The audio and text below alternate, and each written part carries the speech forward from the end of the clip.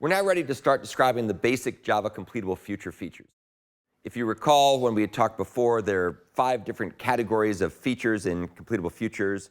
There's the basic features, which is what we're going to talk about now. And then there's also completion stage features, factory methods, exception handling methods, and arbitrary arity methods. We're going to focus on this set of features first, even though they aren't really the main reason why you would use Java completable futures in the first place. So here are some of the basic features. The key thing to remember is most of these basic features are inherited from the future API that the Java completable futures class implements. So you can see there's an interface here that's the future interface, and these methods all show up in the completable future interface because it implements it. In general, these basic features support blocking, timed waiting, and polling. And since we don't want to do these things very much in completable futures, this is why this is not the most important part of what we're talking about. You can also check to see whether or not a completable future has been canceled. You can check to see if a completable future is done. And you can also attempt to cancel a completable future. But this turns out to be a little bit goofy. And the reason it's goofy is it doesn't actually interrupt the computation by default. It just says, I don't care about the results, which is kind of strange. If you're curious as to why they have that strange semantic, take a look at the link at the bottom of this page, and it explains it. So bottom line, by default, unless you do some other things, canceling completable futures doesn't really work the way you might expect.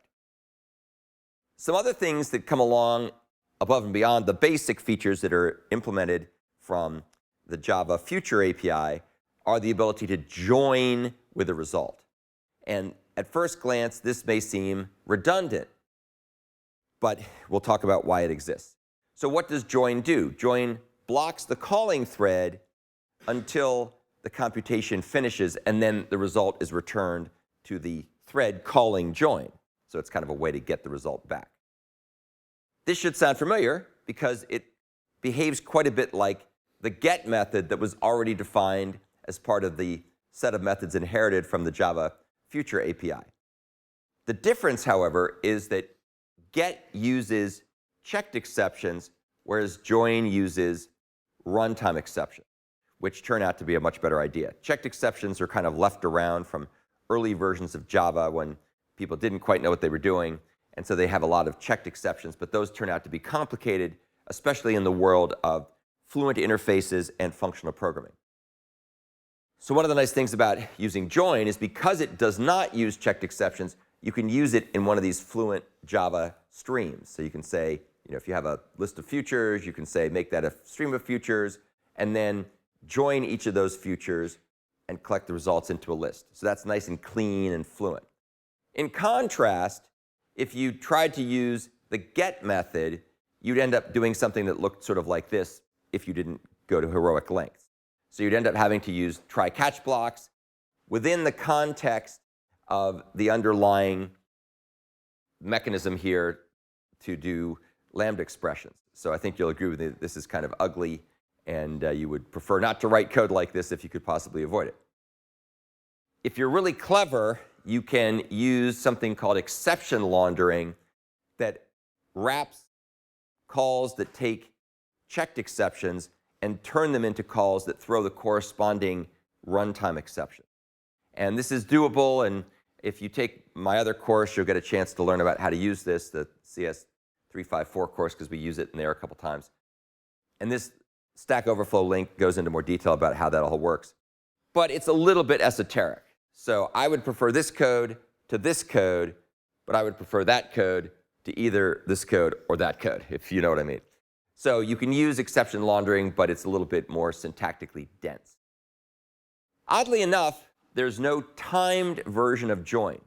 There is a timed version of get, but there's no timed version of join. And that was actually sort of a strange omission till later when they added support for timeouts with completable futures, and we'll talk about that later.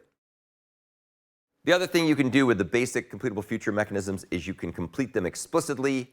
We've kind of alluded to this briefly in the past.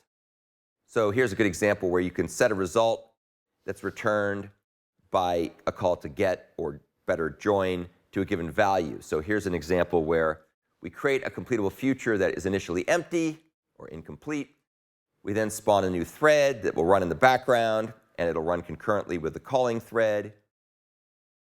And then the calling thread could do some stuff and then eventually decide it wants to wait for the results to be completed.